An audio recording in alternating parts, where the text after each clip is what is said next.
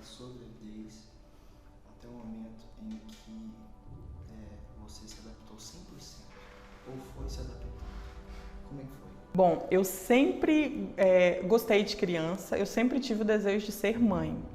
Só que eu queria que isso acontecesse em um determinado momento da minha vida, e isso foi antecipado. Eu tive uma gravidez precoce, né? Eu fui mãe aos 15 anos e foi um desafio muito grande, e olhando para trás eu vejo que eu até me saí bem, né? Então eu cuidei, ajudei minha tia a cuidar dos filhos dela, então eu gostava de cuidar de bebê, então quando eu tive ali o meu, para mim foi uma diversão. Eu encarei a maternidade assim como uma diversão.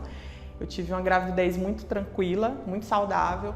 O Davi nasceu de parto normal, nasceu super saudável e teve o desenvolvimento ali nos primeiros meses dentro do esperado, né? E aí, como que eu comecei a perceber, não percebi naquele momento. Depois que passou, eu olhando para trás pude perceber que já tinha os primeiros sinais. Quando ele começou a sentar, que ele sentava e ele não tinha firmeza no tronco, né? Ele sentava e ele ficava molinho, ele ficava caindo para trás, tombando, com muita frequência. Só que no início a gente não percebia que isso era algo diferente, que era muito sutil. E aí ele começou a engatinhar no tempo normal, né? Era super saudável. Aí quando ele começou a andar, ele atrasou um pouquinho. Só que assim, um atraso considerado assim ao histórico familiar, né? As crianças da minha família andou antes do tempo que ele andou. Ele andou ele já tinha mais de 1 ano e 6 meses quando ele ficou em pé pela primeira vez para dar os primeiros passos. Eu estava ansiosa, né, esperando por aquele momento. Eu lembro assim como se fosse ontem, a primeira vez que ele ficou em pé. Eu fiquei tão emocionada, eu gritei e ele caiu. E aí ele começou, né, ficou em pé e começou a dar os primeiros passos, só que ele não pegou equilíbrio. Ele corria, né, ele andava correndo, cambaleando. Tinha momentos que ele tinha mais equilíbrio, outros não. Mas até então era muito sutil, eu não percebia que tinha algo ali de errado. E aí ele começou a ter muitas quedas, caía demais. Então era muito frequente ali as minhas visitas no posto de saúde para fazer radiografia, para ver se não machucou e tal. E aí teve um médico que me chamou a atenção, ele falou, olha, eu acho que o problema dele pode ser algo a mais, vamos investigar. Encaminhou ele para o CRE. Até aí eu já tinha feito consulta com ortopedista para ver se as pernas, o pezinho dele estava normal, estava tudo ok. E aí quando o médico abriu essa possibilidade, ali no meu coração eu já rejeitei. Eu falei, olha, eu vou, mas eu tenho certeza que ele não tem nada, é só para tirar a dúvida mesmo. E aí ele já tinha uns 2 anos quando aconteceu a primeira consulta. E aí na primeira consulta a equipe me falou, olha, possivelmente ele tem paralisia cerebral. E aí é muito leve, é muito sutil. Com 6 meses de terapia ele vai ficar bom. Essa consulta foi em fevereiro.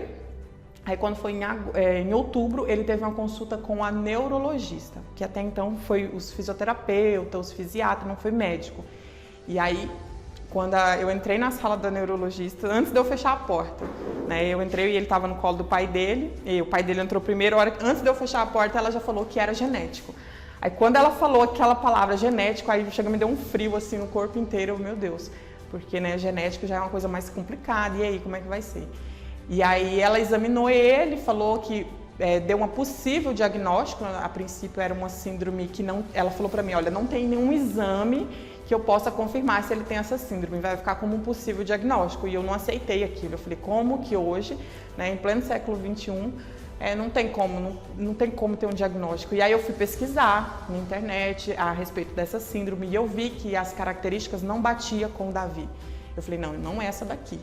Aí eu comecei a buscar a opinião de outros médicos, né? Conversando com outras mães, um indicava, outro indicava, e aí eu cheguei num médico muito bom aí, que as mães me indicaram, e ele falou pra mim claramente, olha, o Davi, ele tem ataxia, só que ataxia não é uma doença, é um sintoma relacionado a diversas síndromes.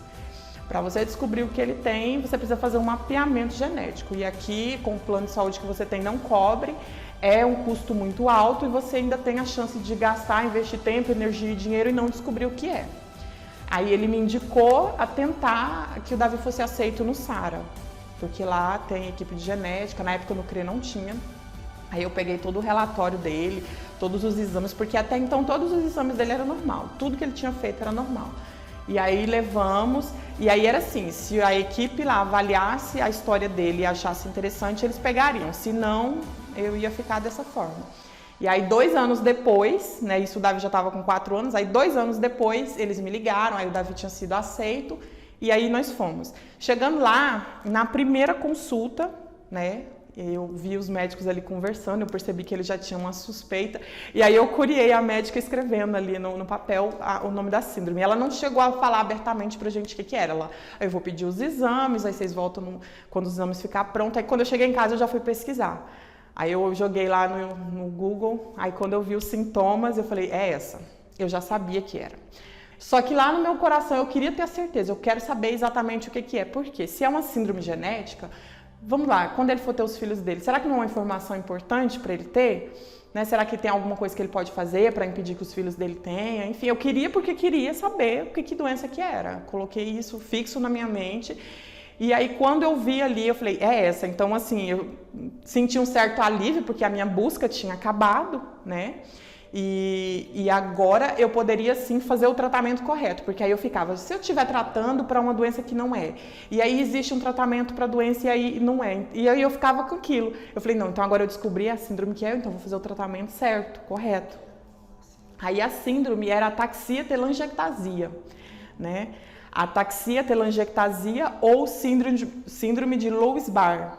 E aí a gente fez os exames, na próxima consulta foi confirmado, aí o médico falou pra gente claramente sobre a doença, ele explicou tudo, ele falou, olha, é uma doença muito grave, só que esse grave naquele momento eu não absorvi aquilo ali, sabe? Ele falou, é uma doença rara, não existe nenhum tipo de tratamento, nenhum medicamento, nada que seja eficaz que vai impedir o avanço da doença, que é uma doença progressiva, então conforme ele vai crescendo, a doença vai avançando.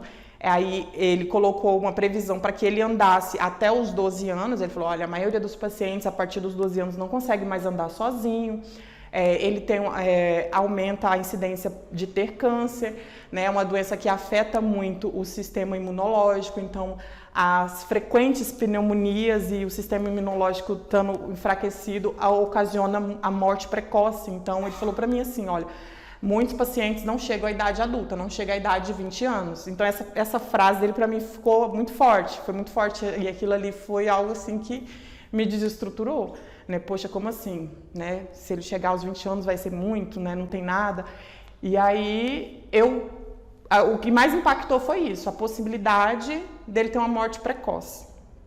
E aí é uma doença multissistêmica, então ela afeta várias partes do sistema do organismo, né? Afeta o sistema endócrino, afeta o sistema neurológico. E aí, o que traz mais impacto? Naquele momento, o Davi estava passando por um período de muita pneumonia, sabe? De doenças respiratórias com frequência. Teve meses dele ter 2 pneumonias no mês, então, assim, muito antibiótico. Então, aí eu fiquei mais apreensiva, né? E aí eu nem dei muito peso para as outras coisas, né? Que é a questão da fala, a questão da marcha, né? De perder a capacidade de andar. Então eu nem dei não dei muito moral para isso, eu fiquei mais preocupada com a parte imunológica. E aí ele falou, olha, se você quiser continuar com as fisioterapias dele, você pode continuar, mas a mesma coisa dele tá tomando água. Não vai trazer nenhum efeito. E aí eu fiquei pensando, poxa, ali, né, onde a gente está ali no CRE, eu sei que as vagas são limitadas, tem pessoas ali na lista de espera, então não faz sentido eu ficar aqui ocupando uma vaga, se para ele não vai trazer retorno, então eu vou liberar essa vaga para outra pessoa. Aí eu fui lá, né, pedi a alta dele, expliquei lá e a gente ficou de alta. Nesse período que ele ficou afastado do CRE, eu conheci o projeto AT Brasil, que foi inclusive através de uma professora dele, a professora de apoio, me pediu autorização para fazer um estudo a respeito dele, me pediu as informações sobre a doença dele, aí ela começou a pesquisar e descobriu esse grupo e compartilhou comigo. E aí eu entrei em contato, né? E aí eles me disseram, olha, nós estamos tendo aqui resultados muito positivos, se você quer vir aqui para a gente conhecer e tal. Eu fui para São Paulo com ele, a gente ficou lá e aí eu voltei de lá mais esperançosa, né? Porque lá eles estavam pesquisando a fundo, né? Já tinham pesquisas avançadas, tinha uma médica que estava bem à frente, que já tinha ido para fora. Então, assim, eu fiquei mais animada. E aí, o que os estudos deles mostravam? Que as fisioterapias estavam trazendo retorno, né? Aí nesse período a gente acabou voltando, aí quando eu voltei a gente voltou para o CRE. Mas aí como é que foi, né? A partir do momento ali que eu descobri, poxa, ele tem essa doença e agora? Como voltar para casa, eu vou falar para minha família como é que vai ser. Naquele momento, a minha maior preocupação, além da parte pulmonar dele, foi a parte emocional. Como que ele vai lidar com tudo isso? Como que ele vai lidar com o fato de que hoje ele está andando, amanhã ele vai precisar de uma cadeira de rodas? Como que ele vai lidar com os coleguinhas na escola, né? E antes disso, ele usou uma órtese, né? Uma órtese para fazer uma correção dos pés, e aí eu já tive essa preocupação ali. E aí eu conversei com ele, eu falei, olha, os coleguinhas eles vão ficar curiosos, eles não sabem do que se trata, então é normal eles fazerem pergunta, você não precisa se aborrecer, responda se você se sentir à vontade. Eu sempre conversei com ele assim. E aí eu percebi que ali ele ia precisar muito mais de mim nesse sentido. E aí eu me dei conta ali que eu precisava estar forte, que ele precisava de mim e ele precisava de mim 100%. Eu não poderia deixar cair. E mesmo sem força, eu não sei de onde saiu essa força, mas eu percebi que ele precisava de mim. E aí eu tive um momento ali de depressão, né? Tive depressão nesse período, e aí fui para terapia, e aí a gente foi trabalhar essa questão da morte, né? Porque morrer todo mundo vai. Ninguém sabe quando e ninguém vai saber de quê. Então, não fazia sentido eu estar ali sofrendo por essa possibilidade.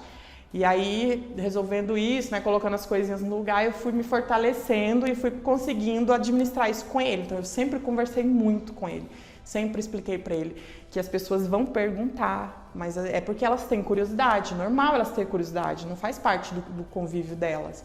E aí, ele sempre lidou muito bem com isso. Aí teve um episódio ou outro que eu vi que ele ficou irritado, né, com as perguntas, né? Teve um dia que a gente estava até no terminal e uma menininha começou a fazer muita pergunta, por que ele está na cadeira de roda? E aí ela perguntava para a mãe dela, e a mãe dela não respondia, tentava ignorar, não, vou fazer de conta que não está acontecendo nada, às vezes ela esquece. E aí que ela perguntava, e aí o Davi foi ficando irritado com aquela situação, né? Eu acho que se a mãe falasse, não, é por isso, ou então perguntasse, falasse alguma coisa, ela parava. Foi esse um dos momentos assim que ele ficou incomodado. Mas ele sempre lidou bem. Só que antes disso, antes dele ir para a cadeira de roda, ele passou por um andador. E aí, no momento do andador foi difícil, porque ele não aceitava, ele não queria ir para a escola, ele tinha vergonha. Os coleguinhas vão me ver, as pessoas vão me ver, eu não quero, então ele chorava muito. E aí meu Deus, como que vou fazer quando ele for para a cadeira? Se quando o andador tá assim, quando for a cadeira? E aí, para minha surpresa, ele mesmo pediu a cadeira. Mãe, eu quero uma cadeira. Eu acho que a dificuldade dele já estava tão grande, e aí ele aceitou super bem. E aí depois que foi para a cadeira, ficou tranquilo. E aí ele sempre lidou bem com essa situação, assim, ele nunca teve, chegar em casa chorando porque algum coleguinha falou alguma coisa, enfim. Mas assim, eu sempre procurei preparar ele para isso, porque eu sabia que eu não conseguiria controlar as pessoas à volta dele, principalmente criança, né? E eu poderia fazer o quê? Fortalecer ele para que ele lidasse melhor com essas situações, que eu não ia estar em todo momento ali com ele, né? E o que eu queria era trocar de lugar com ele, não tinha como, então eu tentava passar um pouquinho ali do que eu acreditava que era melhor para resolver aquilo ali com ele. E deu certo, né? Tem dado certo. Você viu preconceito em algum lugar que você foi com o Davi? Tive muito olhares, assim, a questão do transporte público, porque o motorista para o ônibus, tem que descer o elevador, tem que subir, isso demora. Então eu percebia muitos olhares, poxa, tipo, a pessoa está atrasada, e aí o ônibus vai demorar mais, fica olhando estranho. As pessoas não têm aquela consideração de liberar ali o espaço para você posicionar a cadeira. Nesses momentos foi onde eu mais percebi isso, mas assim, lugares, em locais assim, não. Aí teve um outro período assim que foi um momento isolado, mas que foi bem marcante, que foi uma festinha da igreja, né? Lá na rua de casa, a igreja sempre faz uma festinha de primavera, e aí coloca brinquedo, coloca pula-pula, e ele sempre gostou muito, ele sempre brincou muito. Só que aí ele foi perdendo ali a capacidade de pular, então ele não conseguia mais ir no pula-pula, aí ia nos brinquedos que dava. Ele gostava muito daquele escorregador, aquele escorregador inflável. E aí teve um dia que ele queria ir, né? Tava lá super empolgado, né? Passava a semana ali juntando dinheirinho para poder ir. E aí ele não conseguiu ir sozinho. Aí eu tinha uma prima, né, a Pamela, eu falei, pedi pro rapaz deixar a Pamela ir com ele para ajudar ele não deixou por causa da idade e tal. E aí eu vi que ele tentou várias vezes subir e aí ele não conseguia por causa do equilíbrio. Aí ele olhou para mim assim e começou a chorar.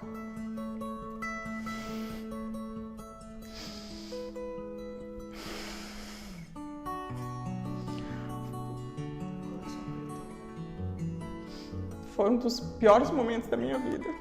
Olhar pra ele e ver ele daquele jeito. E aí ele, mamãe, me leva embora. Aí eu peguei ele e fui com o coração destroçado. Não. E aí, o mais surpreendente é que um tempo depois, teve outro evento em outra igreja e aí tinha o bendito. E aí ele pediu pra mim ir pra ir. E aí eu tentei distrair ele o tempo todo, né? Porque o irmão dele ia tocar na bateria nesse evento, a gente foi. E aí ele pediu pra ir. Aí eu lembrei disso, eu falei, meu Deus, e aí eu tentei distrair ele, levava ele pra oficina de slime, levava ele pra ver outra coisa, e ele, mãe, eu quero ele no escorregador. Aí eu falei, meu Deus, aí eu conversei com o pai dele, e o que eu faço? Ele leva, eu falei, mas e o que aconteceu? Já acontece de novo. E aí eu peguei e falei, Davi, você lembra daquele dia? Aí ele, a maior tranquilidade do mundo, lembro. Aí eu falei, e se acontecer de novo? Ele, não tem nada não, mamãe, eu quero tentar.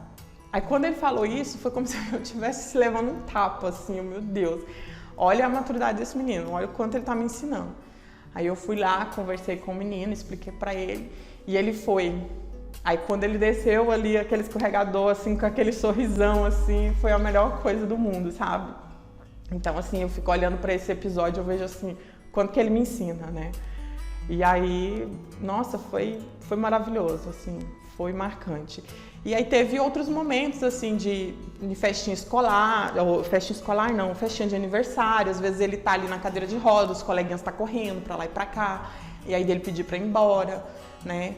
Então, dele não querer ir pra festinha, não, eu não quero ir, mas, assim, preconceito, uma situação, assim, que ficasse mais evidente, assim, não. Graças a Deus a gente nunca passou, foram esses momentos, assim, os mais difíceis. Davi é feliz? É. Bem feliz. E o que é ser mãe, Davi? Nossa. O que é ser mãe? Aí é gratificante, assim, é dele que eu tiro as forças pra tudo, sabe?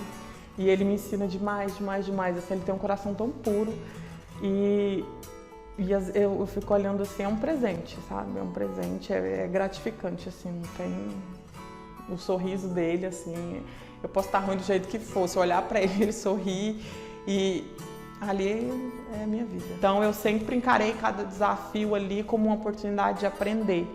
E ter a oportunidade de levar isso para outras pessoas, de compartilhar isso com outras pessoas, de uma mãe que está ali passando por essa situação, olha, eu sei o que você está passando e não é por aí, vamos por esse caminho que é mais tranquilo. Eu acho que esse é o sentido de eu estar vivendo tudo isso. Tem que ter um sentido, não é por nada.